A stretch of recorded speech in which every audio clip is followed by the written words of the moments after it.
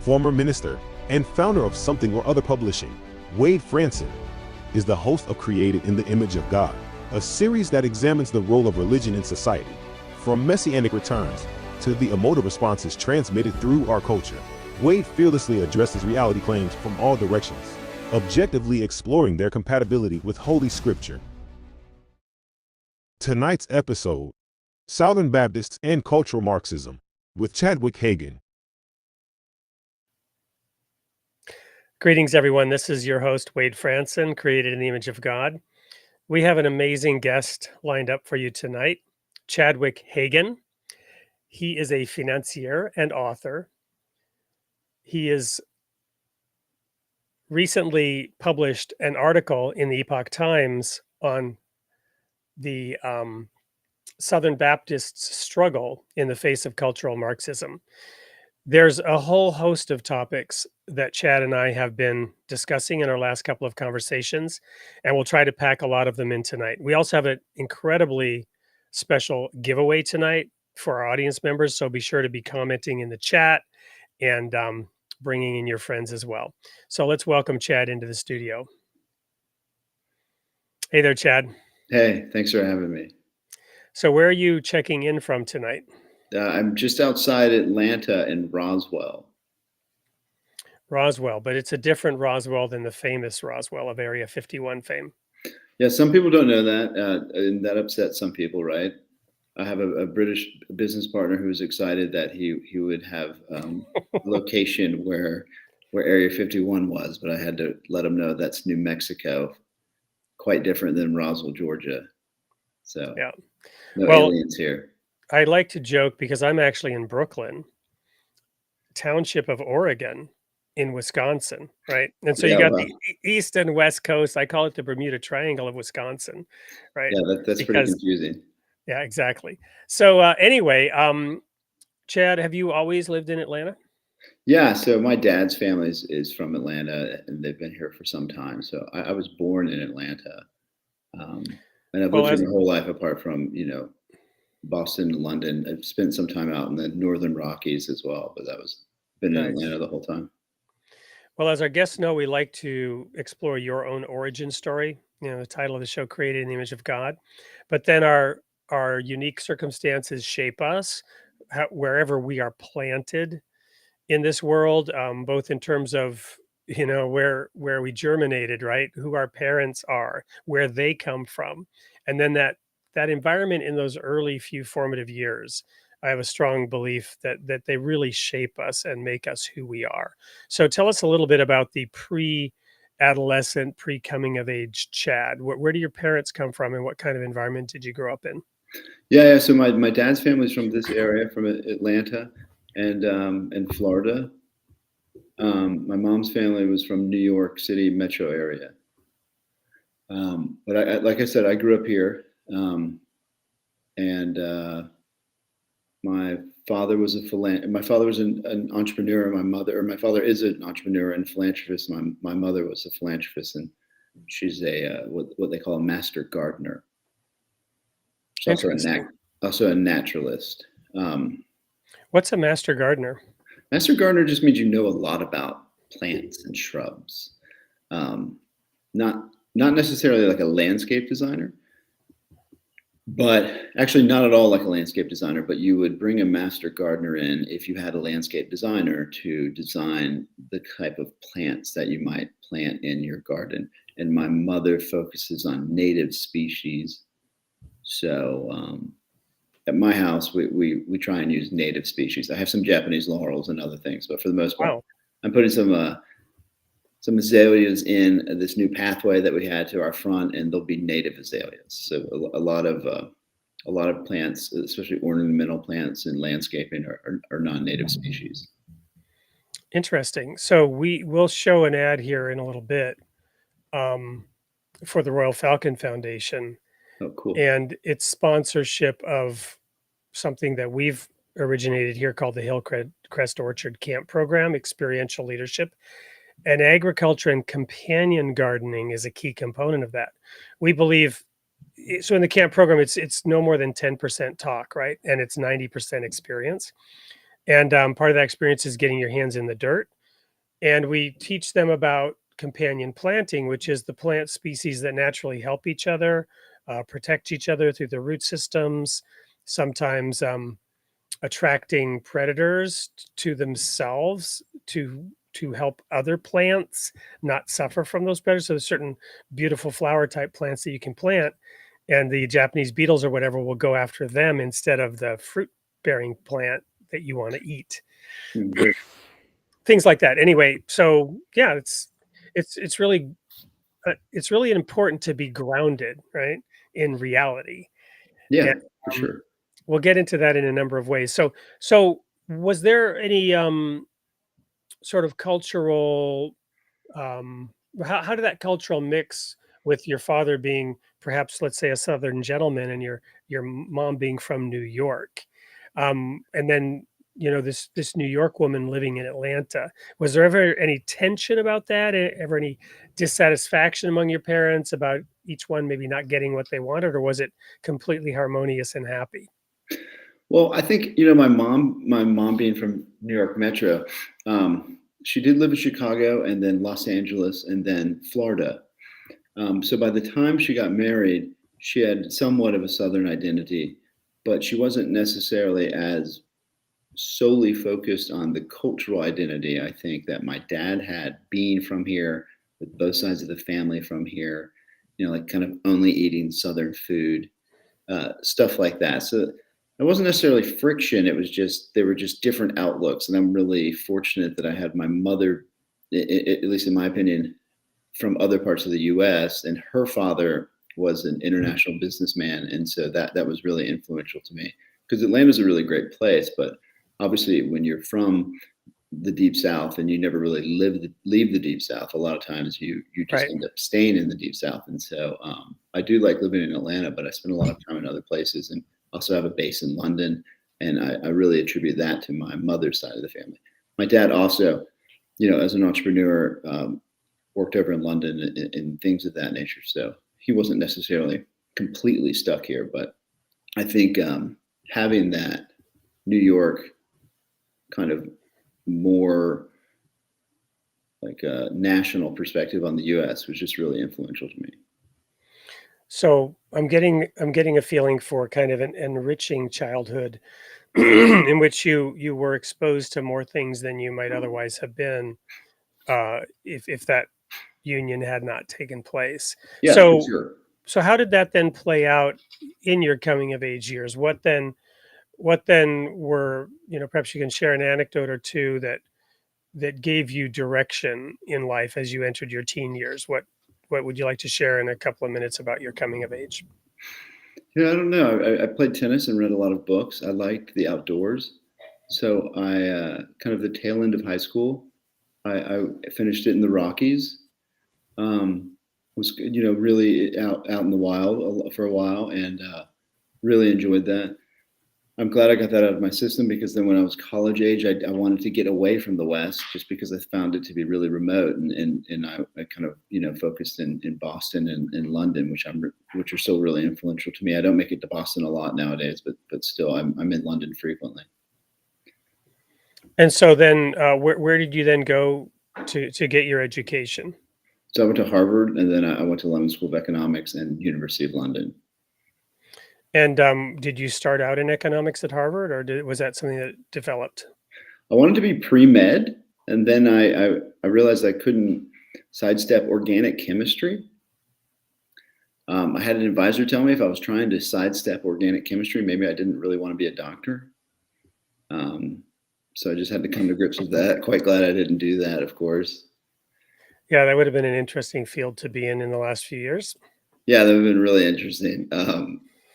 And and then obviously, I had the men in my family were entrepreneurs, so I didn't really think about going into business apart from family business, or something that I would create myself. So um, at Harvard, they don't have business for a concentration, so they just have historical types of humanities, and so I focused on economics and ended up really liking economics. Cool. So, What was it that fascinated you about economics? So I really like economic history. I like political economy, which is really talked about. It's not really talked about nowadays. But political economy was the precursor to economics. A lot of economics nowadays is like calculus and math and stuff that it's just very, very rooted in academia. I obviously don't have any use for that in what I do in business and everything, but it definitely helped me understand the broader broader construct of business and finance, and that's really, you know, when it comes down to kind of for-profit ventures, that's really what I'm mostly focused in is finance and investment oriented activities. Even if it's business operations and things like that, I approach it from a financial perspective. Some people don't appreciate that. Some people don't like the financialization of stuff, but I find it quite easy to do that and manage multiple businesses and oversee investments. And so very thankful for that. Yeah, some of my audience may not know that I got an MBA. They know me as the guy with a theology degree who's interested in religion and all these weird topics. But I ended up working for Deloitte and Touche, you know, the big accounting firm in the Deloitte consulting area. And the way that I got there was very interesting because I did not have the requisite degree, but I had succeeded in besting Deloitte with a pursuit. I had been working for this company called CB Richard Ellis. You may know of them. They're the world's largest real estate service provider. And I was doing technology work with them, and I ended up on this consortium of big companies that were looking at the performance of their real estate and how it was managed. And I was there as the technology guy for systems to manage it. And I ended up then beating out Deloitte in this pursuit with Sun Microsystems, and they couldn't believe it, so they hired me. And once Deloitte hired me, then I went and got my MBA. And of course, I had to study economics as part of that. But it's an important component, but it's a very different world. But I've had a fascination for that, how finance works. And you and I talked a little bit about that earlier. But that's really not what we're going to talk about next. I did take some religion courses. Awesome. Just to say that. So for a while, I thought I'd major in religion. Not that I was going to go into religion, but I just found it very interesting, and I made really good grades in it. Right. So in hindsight, just something I could have thought about, religion or history, right? And made straight A's. But anyways. Well, when we get back after this next break, we're going to dive into the religion part. We'll talk about history too, because there's this intersection in your article, Cultural Marxism and the Southern Baptist Convention and the legacy seeds that were sown in communist revolutions in South America, what the Catholic Church, had done, and the interplay between religion and society. We're going to get into all that after the break. But in terms of economics, you've founded something called the Atlantic Playbook. And it's a newsletter, kind of digital magazine that I have on Substack. And you're going to offer a founding membership to one of our audience tonight, which has, a cash value of about $150 for the year. So, I'm not seeing much engagement yet from some of the audience, but hopefully they'll get started once we air the ad for it and come back and dive into your article. So we'll be right back. We've gotten to know Chad a little bit here in this opening segment, and we're going to get into the meat and potatoes of why he's here on the show right after this. Stay tuned. Unprecedented challenges, one platform stands ready to confront them head-on. Introducing Atlantic Playbook, a beacon of insight in a sea of uncertainty. Founded by Chadwick Hagan, Atlantic Playbook explores the complexities of Western economies and ideologies after years of research and dedication. Join us as we uncover the truth and dissect these challenges, from media distrust to political battles. Subscribe to Atlantic Playbook today and navigate our world with clarity and knowledge. Welcome back to Creating the Image of God. I'm here with Chadwick Hagan, the founder of Atlantic Playbook. We're going to be giving away a founding membership here as the show goes on. So, Chad, the article that you wrote appeared in the Epoch Times.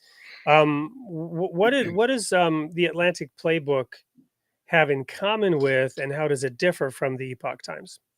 So I'm also a columnist for the Epoch Times. I write a column. I write a few articles a month, usually around business and finance, politics. And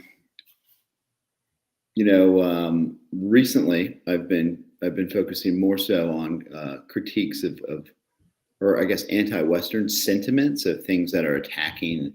And an easy way to put it would be things that are attacking, or theories that are attacking the American way of life. And obviously, the way that America is set up in a lot of Western democracies, it's a market-based economy. We're a constitutional republic, but in Western Europe, for instance, those are Western democracies, and they're also market-based economies, without getting too nerdy about the description. On Atlantic Playbook, I cover all of those things, and I write in a non-wonky way kind of about what's important and critique anti-Western sentiment. We're seeing a lot of that here in the US. It's kind of spreading all over Western democracies, and it's fine if it's in Vietnam or China, but I don't really think it has a place here in what we call the West, what we broadly refer to as the West. So my article for the Epoch Times, the recent article, was about cultural Marxism infiltrating the Southern Baptist Convention. Yeah, so tell us a little bit about what attracted you to talk about that specific topic of cultural Marxism in the Southern Baptist Church. So I grew up Methodist. I've been an Episcopal for under about 20 years, over 20 years. But I grew up Methodist, and I say that because the largest group of religious peoples here in the South is the Baptists, for sure. And the SBC, which is the abbreviation for Southern Baptist Convention, is the largest congregation, I guess you'd say, in the Deep South, and also it's the largest evangelical congregation in America. And it's for, I guess, for most of its history, it's been fairly conservative, if not very conservative. And so I said that little spiel about my background just so I could kind of tee up what I'm about to say, which is, I think when people who are not part of the Baptist Convention, the Southern Baptist Convention, start speaking out against what's going on inside the SBC, you certainly have a problem. And the problem that's coming about these last few years has been an intensified push to modernize, at least in the view of the individuals who we describe as woke, the SBC. I think that's an attack on freedom of religion, which is a core tenet of American values and what our country was founded on. I think if people want to have their congregations be more woke, they should consider leaving the SBC instead of trying to reform the institution from the inside. Yeah, so diversity is healthy, right, in every ecosystem, right?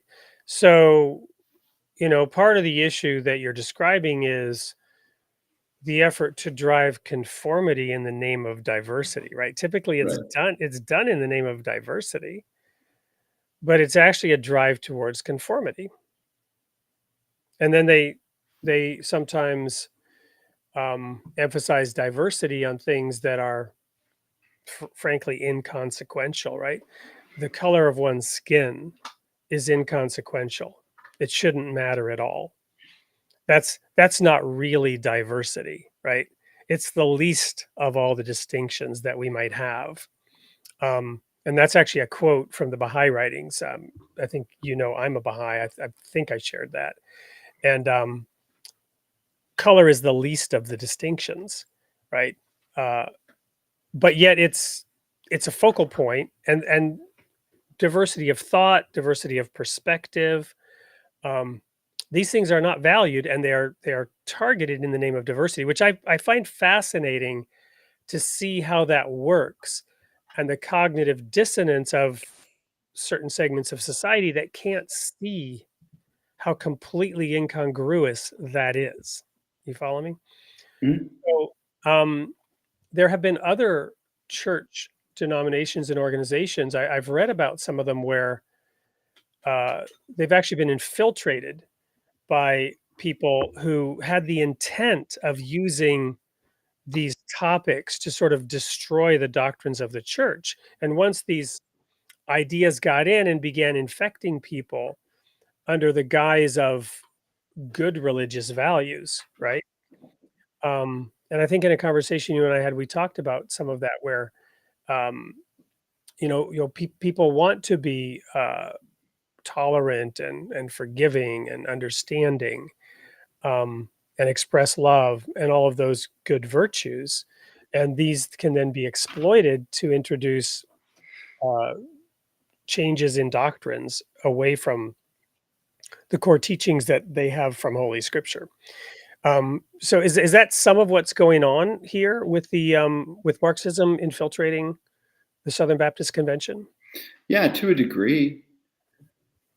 Um, I guess without because, like I said, I'm not a Baptist. I've obviously, since I've written this article, and before I wrote this article, through one of my podcasts, I've spoken to a number of people in leadership and was able to glean a lot of details. But there was a controversy years back on sexual abuse inside the SBC. And you have a lot of these modernizers and social justice activists who are trying to basically use that as the kind of pivotal point to come in and totally tear down the SBC and change it.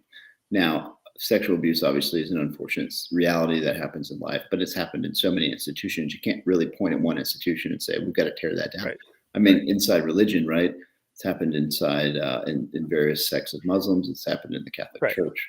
Well, but to be honest and perhaps a little bit blunt, I mean, I could see an issue where you could draw some correlation to the teachings around celibacy, and the fact that might sort of self-select certain kinds of individuals who are struggling with that anyway.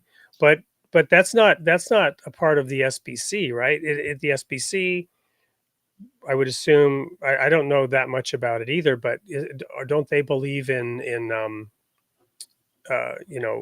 pastors and ministers marrying? Yeah. Right. And having, you don't have celibacy requirements. right. Exactly. So to your point, no, why would you single out that organization? Because to your point, whether it's the Boy Scouts, that there have been scandals in all these organizations now. Right. Because people are people, and you have people who struggle with these problems and challenges, and who go out and do these things which are horrible and atrocious and have to be dealt with. But why single out a religious organization? Right, and it's happened. This happens in public schools, right? So Exactly. you're not dismantling the public school because of that. You deal with it and move on. But I think that would be kind of the first arrow that was shot. Now, if we zoom out and look at the SBC, it's a predominantly male-driven organization. It's predominantly conservative, obviously very, very influential here in the Deep South.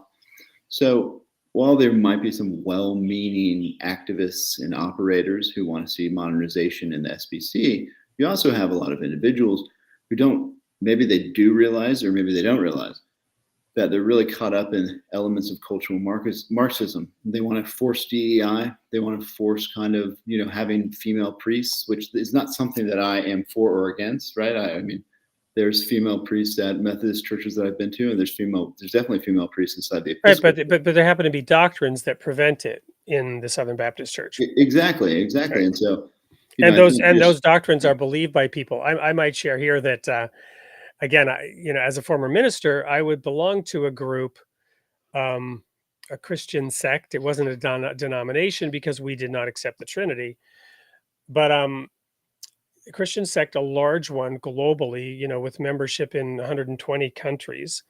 And the church was split right down the middle over doctrinal issues that were driven and used as a wedge, and ultimately ended up destroying the church that existed. And it was an effort to become more mainstream, to change those unique beliefs and make them conform to the majority beliefs. And it ripped the church apart. Right. Which gets to the point of, I want to unpack what cultural Marxism even is. I mean, you're mentioning some aspects of it, which is, the social justice and the woke side of it. But let's define first Marxism. So how would you define Marxism? Let's get to the core of what Marxism is, because it's a word that's thrown around a lot, and I don't think people pause to understand what it means. They're debating it right away. They're like I was in sixth grade when I came back as a kid from Sweden, and I started arguing about capitalism and communism with people who knew even less about it than I did. We didn't Right. know what we were talking about. So what is Marxism?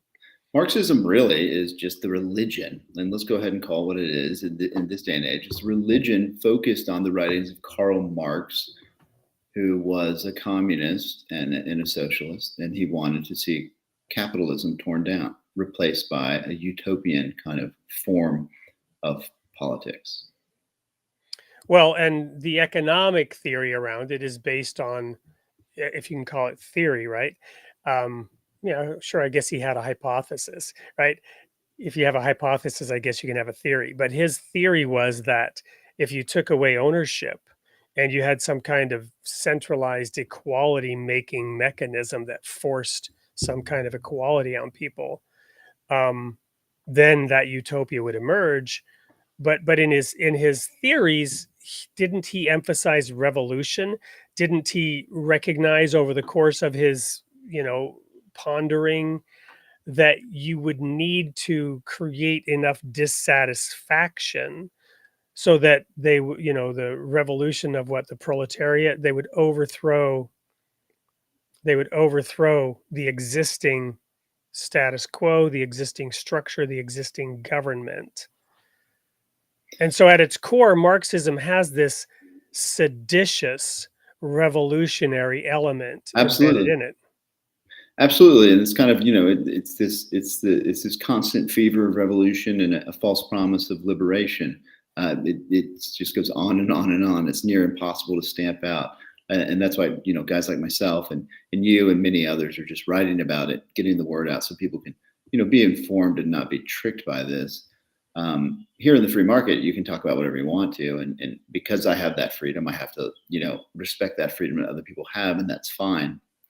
But the issue with Marxism is that we're seeing them tunnel into these other institutions to try and overturn them.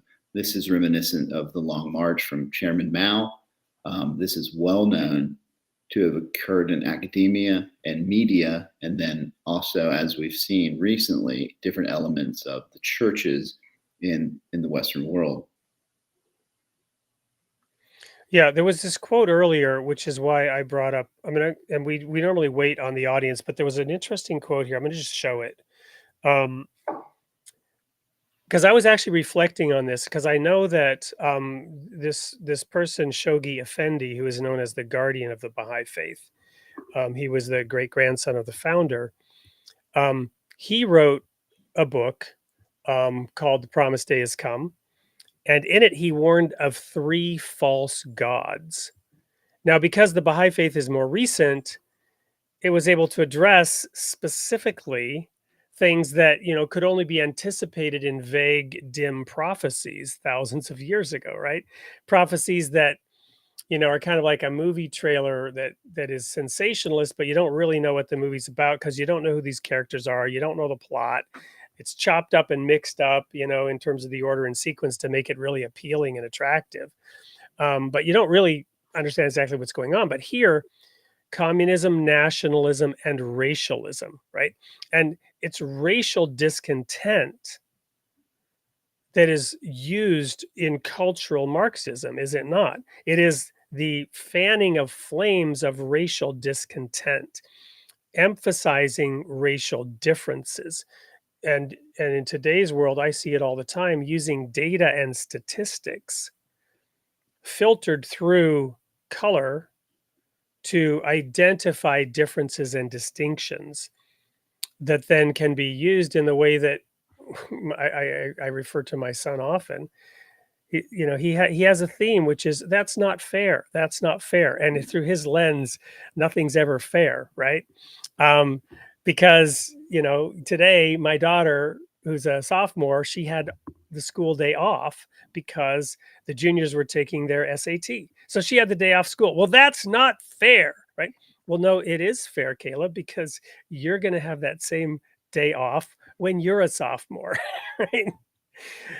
But through the lens of, seventh graders are treated unfairly compared to, sophomores, right? So, but you find some statistical difference, and then you filter it through the lens of race, and you fan the flames of racial discontent. Yeah, I mean, and so I grew up in Atlanta, which is the home of civil rights for the most part, and I've never had a single issue with a person of color here. So to hear about all of this racism, especially Black Lives Matter and things like that came about during COVID when George Floyd was killed, it's really surprising stuff, right? And so they have to be able to separate people and kind of, I don't want to say make up these problems, but just for the sake of argument, the problems are real. The historical injustices have caused disparity, right? There is disparity, and there is difference, and it's not fair, right? But as I tell my kids and at these Hillcrest Orchard camp programs, life is not fair, and that is fair, right? Life is not fair, and that is fair. You can't force equality on everybody. Well, especially like in a market-based economy. I mean, that would just bottom out the economics. You must strive and do your utmost to provide equality of opportunity, but you must avoid at all costs trying to dictate, mandate, regulate equality of outcome. Yeah, for sure. So anyway, it is a false god. It is a religion, as you were saying, and I just wanted to highlight that for anyone who's tuning in as a Baha'i, because they, not all Baha'is know about this quote in their own writings. Anyway, yeah, so how is the Southern Baptist Convention reacting to this? What are they doing? Are they fighting it? Are they succumbing to it? What's your prediction here? Not to try to make you into a prophet. Well, I mean, I've been talking to a lot of different people. There's some things going on. It's quite interesting. You have a let's say a more conservative faction that's focused on kind of driving this to completion and making sure nothing happens. And then you have these more liberal outliers who I imagine will be pushed out to a degree, right? If they lead congregations and they kind of run afoul of the SBC's tenets, they usually are excommunicated. It's not the right word, but let's just say it for the sake of the argument. They're usually excommunicated. Rick Warren and his church, I think his name's Rick Warren, Saddleback in California. They were dismissed from the group. Really? And so what was the premise of Rick Warren being dismissed? So I ended up taking him out of my article because I didn't really want to attack him too much, even though he loves being, just very, very famous at this point and kind of being a preacher for the presidents and what have you. And that's fine. This is America. You can do that if you'd like. Right. His thing was, I believe he had female priests, which the SBC was against. He retired, and then they dismissed his church, or they were removed in some capacity. But that's a great example because I don't think Saddleback suffered by not being part of the SBC. They're able now to do what they want to do. If they want to be more modern, or they want to be more liberal, that's fine. The issue is, why are some of these power players trying to tear down the core tenets of the SBC? What good does that do? I mean, it's just kind of this wave of activism and social justice activists that we have in America. And, as I've said, I think it's wrong for them to target the most conservative institutions when we have more than enough resources to join other congregations or to start your own congregation. Yeah, it does get at that strategy that underlies it, and whether it's conscious or just inherent in the Kool-Aid that's being drunk, it's part of the playbook, right? To create that discontent, to go after existing power structures or perceived power structures, and it's not constructive. there's another sort of rule of thumb that I go by, which is there are forces of integration which seek to weave together the positive elements of things, and then there are the forces of disintegration, right, which seek to tear apart. And disintegration will come, right? You know this in business and economics, right? Um, fail fast and creative disruption and disruptive business models. Disintegration will come as we evolve and grow and move forward. Um, but to be aligned with the forces of disintegration is bad when it comes to institutions and politics and tearing down. Um, we have an interesting situation in America where every 4 years, you can have a shift in power, but when it becomes so contentious that the next administration starts tearing down everything the previous administration built, right? What does that do for the country? Yeah, definitely. I mean, it's not healthy. That's the cycle we're stuck in right now, unfortunately. Yeah, yeah. Okay, so good. When we come back, I'd like to talk a little bit more about the broader picture. I'd like to get your views on, um, in America, we have the so-called separation of church and state. Um, but we also have freedom of religion. And a few months ago, I had a gentleman on who's the co-president of something called the Freedom from Religion Society. Yeah, He's actually located that's right part of what we have in America, right? You have freedom of religion, you have freedom from religion. right. Yeah. He's actually right here in Madison, neighboring Madison, where I lived before I moved to Brooklyn to get out of Dane County. Although I'm still on the border of Dane County. Dane County being what I like to call the blue heart of the red state of Wisconsin. But anyway, they publish a little advertisement in every issue of Scientific American. And I've been reading Scientific American for 25 years since I did strategic planning at Countrywide. And on the advice of someone in the strategic planning community, I started reading that and get a lot of input from it. But so I'd like to get your views on that fine line, that razor's edge of the role of religion in society, right? So we talked about in a precursor to this call about how religion needs to influence society. But here we have this cultural Marxism. We have society influencing religion, and some degree, at the cellular level, our cells have this semi-permeable membrane that actually determine what to selectively let in and what to keep out. Right? Our boundaries, our walls, our barriers, they're semi-permeable. Right? That's healthy biology, but do we have the right equilibrium or balance in this church and state thing here in the United States? I'd like to get your take on that when we come back. Sure. We're getting some good comments. Keep them coming, because there is that founding membership to Chad's Atlantic Playbook that we're going to be giving away. But we're going to go quickly to a word from our sponsor, and we'll be right back with more of Chad. And don't go anywhere. And welcome to Something or Other Publishing, or as our friends like to call us, Soup. Soup is a platform that connects authors, readers, and service providers in one convenient place. Choose Soup if you're an author with a great book idea and you're looking for a publisher offering hands-on coaching in some of the best royalties in the business. Or if you're a reader who enjoys engaging with celebrated and emerging authors. We already have over 3,000 of them, and more are joining every day. You can even win free books by voting on their book ideas. Or maybe you're a service provider and you're looking to engage with over 3,000 authors. We're here to help. So whether you're an author, a reader, or a service provider, you're in the right place at Soup. Contact us at help@soupllc.com to learn more.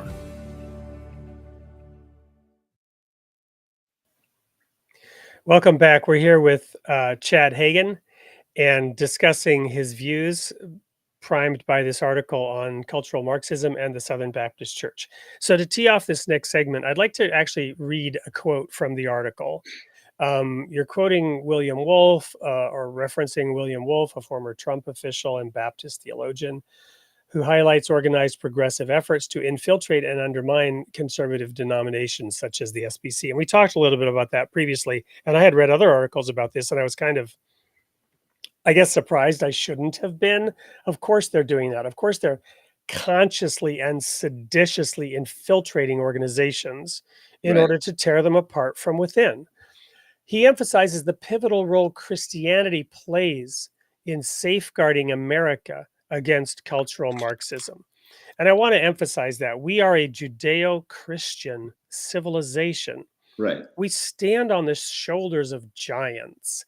America wove Judaism and Christianity, as well as Greek ideas and philosophy, as well as, the latest, greatest thinking on the subject of human government and governance under the idea of what our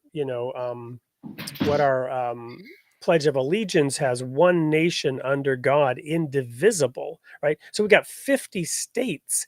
The American experiment is not only utterly unique, it is the most wildly successful effort at civilization ever undertaken and accomplished by humankind. For my Baha'i friends in the Baha'i writings, we're called the Great Republic of the West by the founders, right? I've written a book, my third book, which contrasts the Union of Soviet Socialist Republics and the United States of America, one being a godless, atheist, communist enterprise using force and coercion and domination, and the other being a beacon of light that brought people from all over the earth to form a nation with representatives of every people, every nation, every color, every creed. Some of them, sadly, were conquered. Others, sadly, were brought here by slavery, a terrible thing, but something that was common around the whole world at the time. But the result was representatives of every people on earth building together. And for a while, they're jointly forming this melting pot of, my father came here from Sweden, and the first thing he wanted to do was lose his Swedish identity and learn English. He never lost his Swedish accent. He still can't pronounce the SH or the TH. Thankfully, he can pronounce the W, since my name is Wade, and the W doesn't exist in the Swedish language. But anyway, he wanted to become an American, and he had to go through Canada to get here. I was born in Canada. There was an urgent, burning desire to be a part of America. That is all being completely undone. And here you mentioned, you do this quote about the pivotal role Christianity plays in safeguarding America against cultural Marxism. Dude, pray tell, unpack that a little bit for us. Well, I mean, communism used to be, it used to be really frowned upon in America, and that's changed the last 50 years. But if you remember the McCarthy era, which I'm not glorifying, but if you do remember the McCarthy era, I mean, you had a lot of people's careers ruined just from being a part of the Communist Party or studying propaganda and things like that. Well, that's come full circle, because today people's careers are being ruined because they're not absolutely favorable towards socialism. Right. So it's a very interesting time. I had an old family friend a long time ago who I respected really well tell me, he was like, Chad, these are very interesting times. That was over 20 years ago. It has not stopped. It has not ceased. So we live in very interesting times, to put it lightly. But it used to be that communism was a really bad thing. I'd have to say since the 60s, right? This stuff has slowly come online. A lot of it started around French philosophers, which we all know. I mean, I love France. French philosophers can be some of the most radical. They started pushing these ideas through academia, like postmodernism and stuff like that. And it really took a strong foothold in America. And through academia, it's really grown into something that we all hear about now all the time. And a lot of students in schools are being taught this. I think you could say the brainwash if you want. You can say that they're only being taught the ills of capitalism And then they're looking at historical grievances to kind of continue to underwrite why the ills of capitalism are true. As you mentioned, slavery is a horrible reality that's existed in the past with many countries. I mean, look at the Great Pyramids of Egypt. So we're not going to tear down the pyramids of Egypt. We can't tear down America because of what's happened in the past. Well, again, to quote from the article, social justice activists relentlessly tear down traditional fabrics in America for their benefit. Right. Okay. So I think you in America, a lot of times you can just follow the money. yeah. And if you're able to tear down something in America, if you're able to kind of take credit for tearing something down, maybe you'll get book deals, maybe you'll go on television, maybe you'll be able to put together some, a different career. Maybe you'll become an activist. Maybe you'll put together an NGO. Who knows? But I think a lot of people, I don't want to necessarily refer to what I wrote and say read it and believe it, but I think that sentence that I wrote, that's a very true reality that's going on right now. People want to be kind of first to market with being whistleblowers in certain things. It's great to be a whistleblower inside Boeing when you have millions of people or tens of thousands of people's lives at risk all the time if the airlines don't have enough quality control. As far as the SBC, it's a different situation. Well, we just heard that the whistleblower, a primary whistleblower from Boeing, was found dead in his car by apparent suicide, practically on his way to the trial a day or two ago. Yeah. And when I was at Deloitte, I actually contemplated being a whistleblower at one point. And I actually called up a few law firms in Los Angeles because of some things that I saw that were I felt a violation of SEC rules. Nobody would touch it. They weren't gonna, at the time, they weren't gonna go up against Deloitte. And of course, the show Stranger Things, right? Yes. In a loose capacity, that revolves around someone blowing the whistle on stuff going on inside nuclear contained zones. Yep. Right? Yep. And so the idea of blowing whistles on bad actors makes sense, but sometimes it's a matter of national security. Right. Well, it's not always a good thing. This was not, right. This was sheer, Anyway, so I kind of lost my train of thought there, sort of thinking about the whistleblower thing.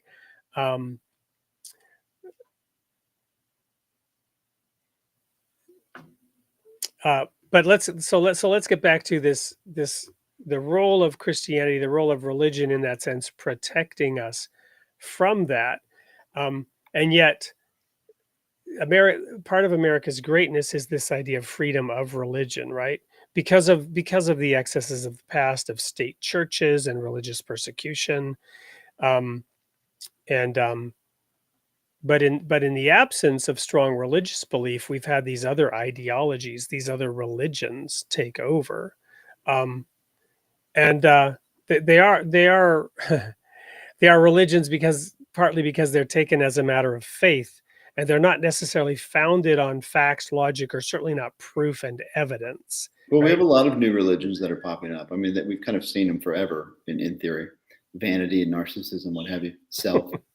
But I think at this point, you've got the religions of technology, you've got the religions of consumerism, you have the religions of neo-Marxism, you have the religions of identity. There's a great saying that says, if you don't believe in God, you don't believe in nothing, you believe in anything. And I wholeheartedly believe in that.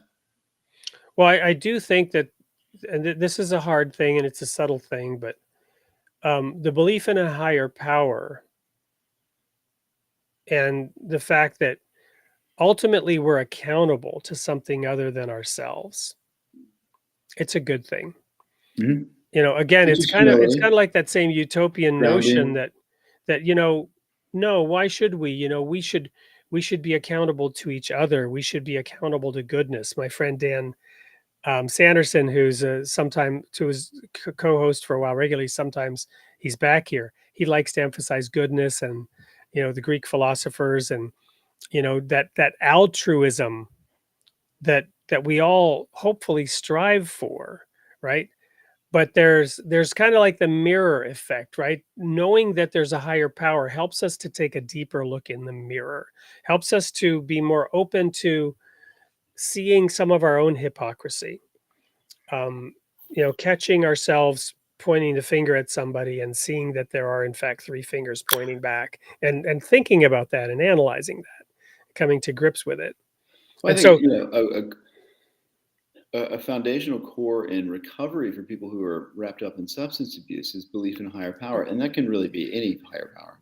But it's the belief in higher power. It's teaching oneself the Right. humility and kind of detaching from that false god of self, or Right. kind of only being in existence to serve yourself, or being very selfish. and some Not kind of ultimate accountability. I mean, I really don't like that Christmas thing that's popular in the Midwest about the elf on the shelf, right? Where they put some little elf doll on the shelf to watch over the kids so that they know they're being watched, to make sure they're good before Christmas. That to me seems a little bit extreme and even creepy. And I guess that's what some people's claim would be about religion. But the idea that our sins, our mistakes, the things we might do in a moment of poor accountability and logic, those things will ultimately be, we will be held accountable for them in some way, whether it's karma or whatever. No, and as you said, right, these are core foundations of American values. I mean, America loves underdogs, and part of that reason is because of our Judeo-Christian fundamentals. It's Yep. if you're forgiven for your mistakes, you're not completely banished off to an island. You can recover here. You can screw up and still be given another chance. In fact, you can be a bad person and still have some followers and Right. go on and live your life, right? So Yeah. America is all about that. And Yeah, popular fortunately enough, conception the is founding fathers wrote this into our, to our fabric, to the fabric Yep. of our culture, that there is freedom of religion. And as you said before the break, there's also freedom from religion, and that's Right. that's as much of a right as freedom of religion. So when it gets to cultural Marxists trying to tear down the Southern Baptist Convention, the way I look at that is that is a direct attack on American values, and they just need to go somewhere else. They should stop focusing on the SBC. well, and that idea that that anyone with a religious belief, right, has no business in government. It's kind of mind blowing that we've gotten there, right? Yeah, I mean, I That think it that was the recent Supreme Court Justice Amy Coney. I forget her name, but she was attacked for being Catholic. I mean, that's ridiculous. right, right. I mean, she's most likely intelligent enough to not have her Catholicism obfuscate all her decisions. Right. Most likely. Well, and plus, the popular conception of the Old Testament, the evil, malicious, vicious, jealous God of the Old Testament, when you actually spend time with it, and first of all, realize also um, the the relevance of a time period in history and what was common among humankind at the time, and the people to whom Moses came, right? And prior to Moses, right? The vicious nature of our, great forefathers, right? Which some of that, some of that nature is still even prevalent today. But my point is, if you actually read the laws that Israel was supposed to live under, they're very humane. They're all, times they're almost socialist, right? In the sense that you had to like build a protective railing on the roof of your house so that somebody wouldn't fall off, right? This is, you know, 3,000 years ago that these rules and laws are being put down, right? And that your laws should be equal for the foreigner among you and your own people, that you should not have two sets of laws, right? One for the foreigner and one for yourself. 3,000 years ago, right? These are the laws that were actually written down in the Old Testament, and yet the popular conception is that it's somehow this evil, antiquated, horrible, obsolete religion. Um, you know, but those ideas and those thoughts are infectious, right? We like to think of ourselves as so far advanced, we perhaps like to look down and judge those who are not living by our, woke standards, to use that word. But I often make the joke about artificial intelligence and say, be careful. We might create a god and people start worshiping it. And when I say that, and I'm sure other people say that too, but when I say that, really what I'm trying to poke fun at is this anti-religion in America is a religion in itself. Absolutely. And Marxism, the main reason it's so hard to stamp out is that because it's a religion as well. When you're 20 years old, you're reading this in college, it sounds like a great idea. You don't have a lot of life experience. Of course, you're like, I'm a Marxist. Well, and you've been indoctrinated into it, and people that you know and love and respect in the educational institutions, they've taught it from the mountaintop. They brought down the stone tablets and said this is the way it is, and you've bought into it, and you haven't actually proven it. You haven't tested it. In fact, it can't be proven. It can't be tested. Excuse me, I shouldn't say that. The tests and the evidence in the human petri dishes of Cambodia, right, of Maoist China, of Stalinist Russia, there's your proof and there's your evidence, right, about how it doesn't work and it can't work. But they've obviously already been indoctrinated in the denial of all that evidence, the denial of all that reality, the denial of all that proof. Mm-hmm. And so it's like they've been inoculated against it. They can't get rid of the disease. It's become chronic, and their immune system is so compromised it can't even recognize the bad viral idea. Or it's what we're seeing with the pro-Palestinians, right? A lot of those people are wrapped up in being anti-colonialism, anti-settler colonialism, which for the most part was done by white Europeans, and because of that, they're now anti-Semitic. So, I mean, how do we get there? Right. Well, we talked about Harvard, and you had shared your perspective. Israel was settled by white Europeans and not Jews, even though they were Jews from Europe. And so they've misconstrued that, and they say, well, the Jews are really white Europeans. Never mind the fact that this has been a historical land for Jews for thousands of years.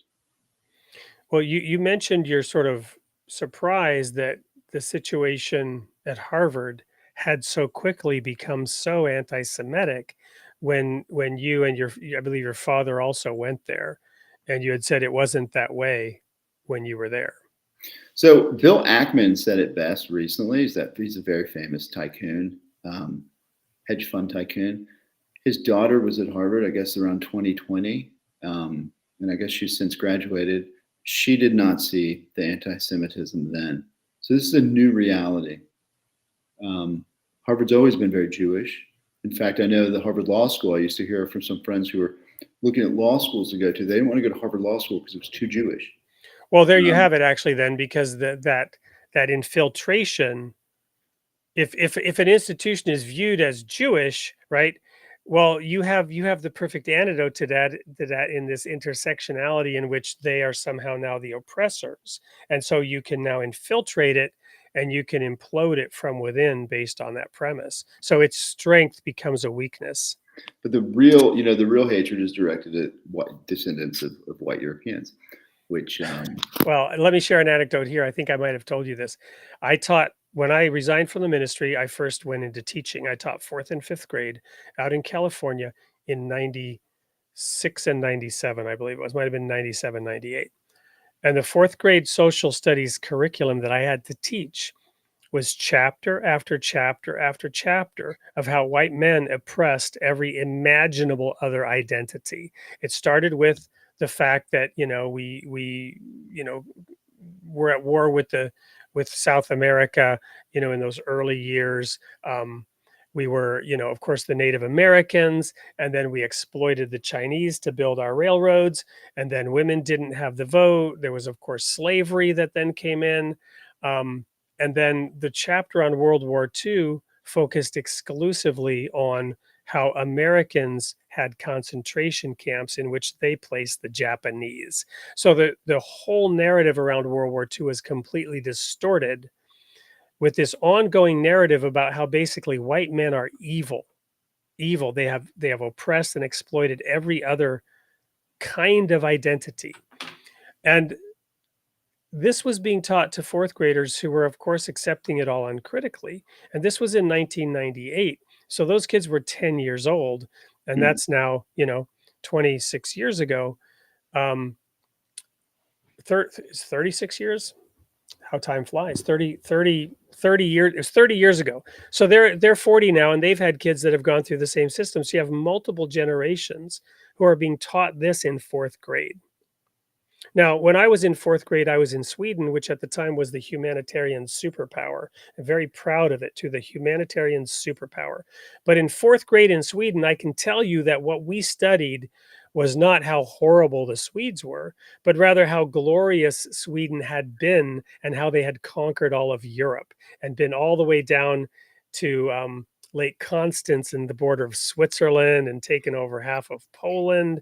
And there was a certain national pride that in all that warring that went on, Sweden had held its own and even been victorious for a while. Right now, today we know war is horrible and we don't want any of it. Right.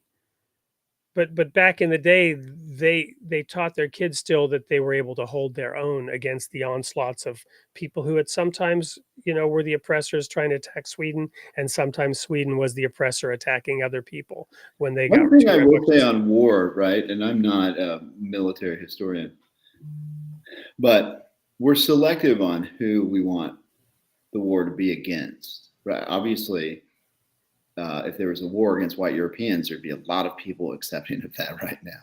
Right. If you look at the Syrian civil war with the amount of civilians who were killed, it's in the hundreds of thousands. The war went on for 10 years. We heard very little about that. Right. If you look at what's going on with Israel and Palestine, we obviously know where that is right now. But if you also look at the amount of civilians killed in Ukraine, there's so many people who are bloodthirsty for the war to continue in the Ukraine.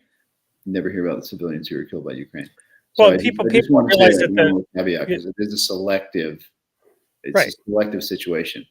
People don't realize that the most atrocious war in American history, 50,000, was it 500,000? I forget now. Some outrageous number was the Civil War.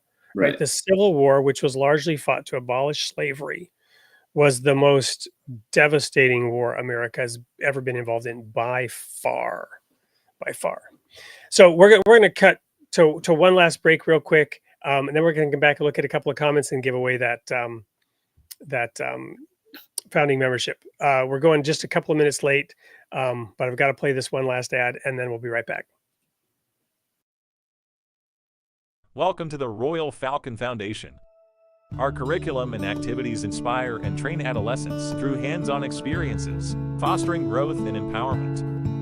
Through immersive and challenging experiences, we shape young minds to think independently and develop their leadership skills. Our programs foster new friendships and unity, shaping young leaders to tackle real-world challenges with confidence. We believe in equipping the next generation with the skills to become leaders of tomorrow. Join us at the Royal Falcon Foundation and be part of a journey that empowers, unites, and inspires. Visit our website and embrace a world of possibilities today. RoyalFalconFoundation.com. Welcome back to the Creating the Image of God show. I'm here with Chad Hagan, who is backstage for a moment, taking a quick break. And we're going to start looking at some of the comments, and he'll be back hopefully in a minute to decide who the worthy recipient is. First of all, thank you for the comments that have been coming in. And there's Chad back with us now. Welcome back, Chad. Sorry about that. No, it's quite all right. So we just rolled with it. So a number of great comments here. We talked about the early ones, from I'm going to get the name wrong here, Exnard Prime, about the false gods of communism, nationalism, and racialism. It's interesting to think about how they work together or fit together. There were also here from, and I've got to put my glasses on here. Is that an O or an A? I always get his name wrong. He's a frequent contributor, Lord Cole. Cole means cabbage, though, in German, so I'm not sure Lord Or Lord, Cabbage. right? But quoting, of course, one of my favorite psalms, "How good it is for brethren to dwell together in unity." This psalm is also interesting because it goes on to say how good and how pleasant it is for brethren to dwell together in unity. And then it says, it's like the precious ointment that was poured on Aaron's head and dripped down his beard and covered his garments. It's like it's interesting sometimes how the Hebrew scriptures use their analogies and metaphors. That's I guess a pleasant image, for the Jewish people. Um, so we also have, let's see here. And I don't know, can you see the comments, I Chad? can. There's a recent one that says, can I read a comment? Do you mind? Absolutely. I can go ahead and pull it out for you too. It's from M. Sterling 1. It says, isn't it important to talk about some of the unsavory parts of American history instead of sugarcoating and whitewashing? Yes, but my argument would be is that we've talked about it enough. We've talked about it to the point that there's actually hatred against a lot of the foundational values in America. And I don't believe there is this huge factoid of white supremacy continuing in America. I don't think we have some KKK that has any power. I know they tried to say January 6th. I'm not trying to get political. I know they were saying that January 6th is a Christian nationalist. I just think that we need to focus on what can bring us together versus trying to continue to divide us. Absolutely. I'd like to share an example here. Many of us perhaps saw that movie Hidden Figures, right? Celebrating the African American women who were brought into the space program. And movies like that do not pull any punches about the racism that those women experienced. Mm-hmm. Right.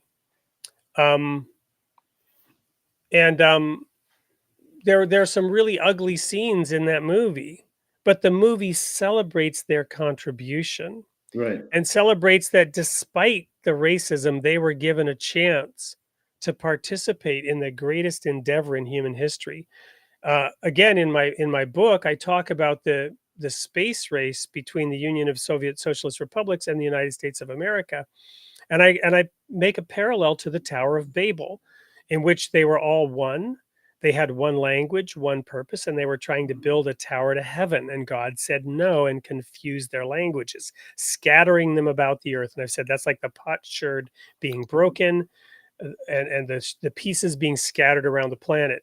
Well, in this modern day and age, it's my belief that those people were brought back together, and the diverse contributions that they were able to make voluntarily under the United States system is what allowed us to build the tower to heaven.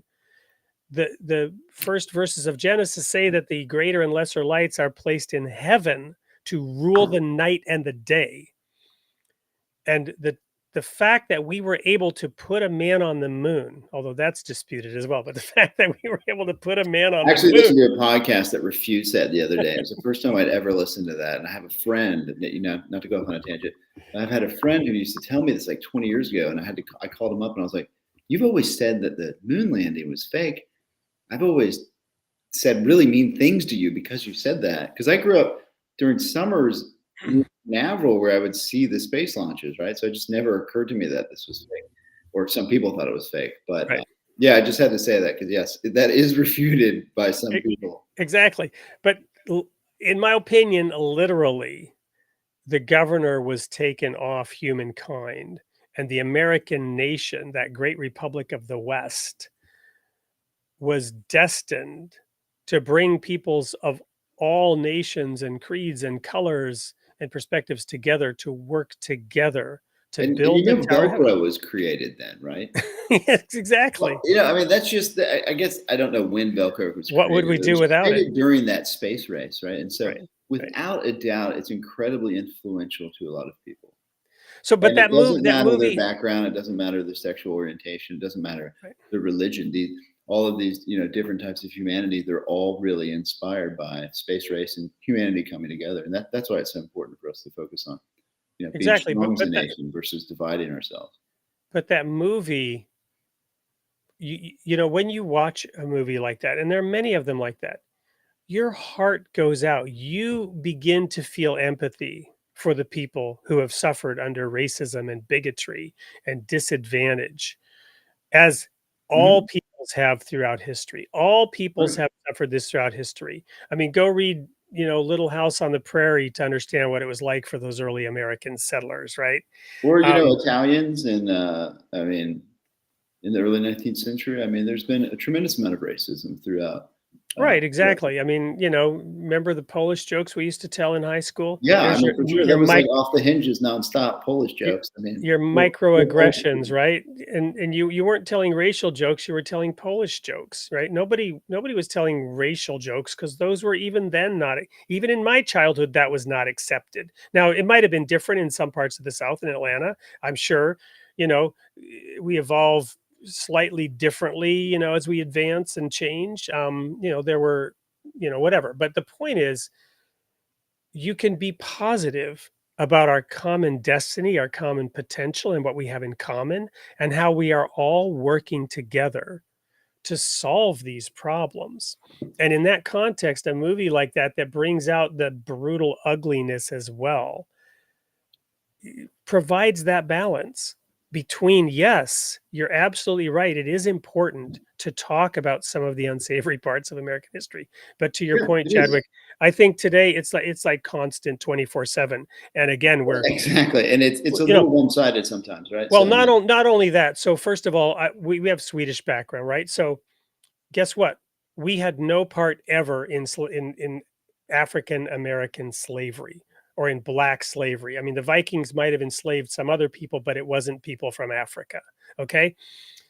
But despite that, my son, who is whiter than white, I mean, he's whiter than I am. When he was a baby, we couldn't hardly take pictures because the camera wouldn't white balance. His hair was so white and his skin is so white. He's actually got patches where he's very personal, but part of his skin is actually almost albino, right? He's whiter than white.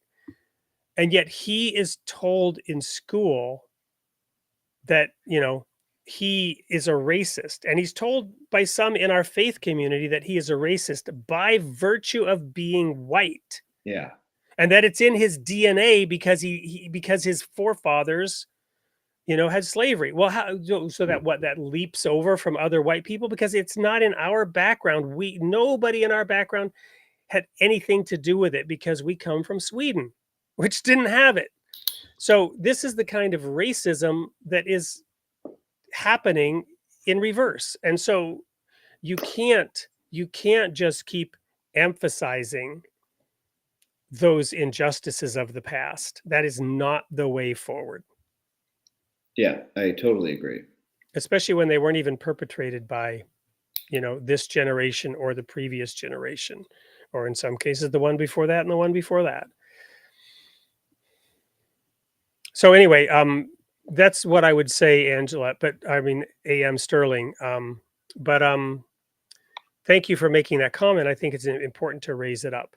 Mhm. Other thoughts or comments? I thought this was also interesting, by Steve Eaton.